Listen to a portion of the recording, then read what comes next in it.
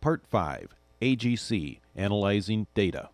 Rob, I would like to have you illustrate how you use the accessible graphing calculator in analyzing the data from an experiment.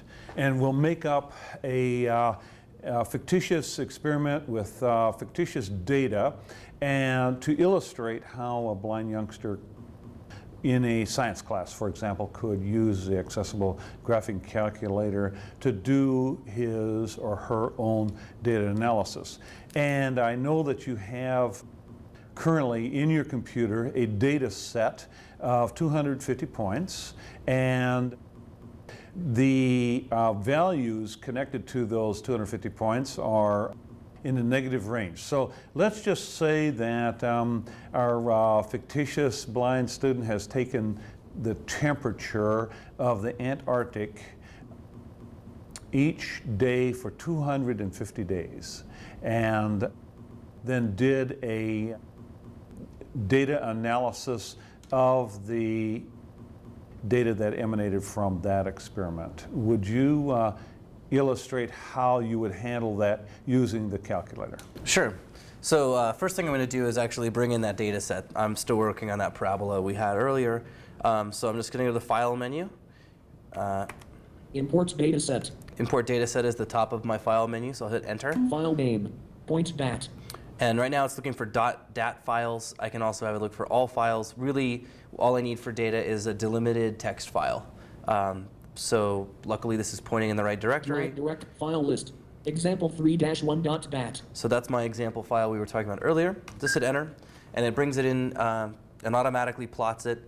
Sighted folks will notice that right in the expression box it's saying file : example 3-1.dat. That's my file name. My focus starts out in the data table. So if I hit tab, and also it plotted it so I have what looks like a scatter plot with a line through it of all that data. Button. Press for statistical description of data set. So I just hit tab to go to the statistical description of data set button. Text box. Data set 1 statistics. Number of points. 250. So I'm gonna go ahead and stop the voice, but what that's doing is reading this text box of all the statistical analysis. That just kind of takes the place on the screen of the data table. Okay, I can just toggle between the two of them. So I can cursor through here. I have all the values of my regression. It tells me I'm using linear, R value, A value, B value, sum of X values, mean, standard deviation, etc. And I can just cursor all the way through here. Standard deviation 14.649492227. Okay, so if I hit tab once more. Regression mode, linear, y equals a plus bx. Great, so I can tell it what regression mode I want, and in this drop box there is a long list, exponential, logarithmic, power, etc. So I could switch that. Let's look at a exponential regression. Y equals a x bx. So I'm going to go ahead and, again, quiet that down. But I could do several types of regression. And this is a text box, so I can copy and paste this out for my homework. So if my teacher wanted me to turn in, let's say, a printout of all of my data and then the statistical analysis, I would just print the scatter plot off, and then I would copy and paste this data into some, a WordPad or something and print it off. And then, in fact, I could even braille it from there if I wanted to. Good. Excellent. How could you illustrate or tell us how you would show the different variations of how you could display that data? Right. So as far as plotting it, I'm going to go to the plot page, and that is Calculator. ONP. So plot data set 1. So here I can just tab down to mode. Expect number of auto draw data points. Checked. So right now it's doing points and line, and my choices are points, line, and error bars, and I can have any of those options activated or deactivated. So for example, let's say I wanted just my points without a line through them. Draw line through data.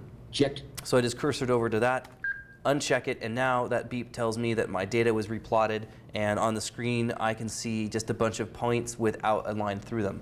And that you could send to the Tiger and have it embossed so that that would be accessible to a blind youngster. Exactly. So I could kind of, I could feel where the clusters of my data are, any outlying points and that kind of a thing. Error bars are nice, maybe not necessarily for this experiment. Clear. But that kind of, again, it shows kind of the variability of my data or how it's kind of changing. Or you can also plot that with a line through it. Exactly, sure. So I could Draw also line have kind of through a, data.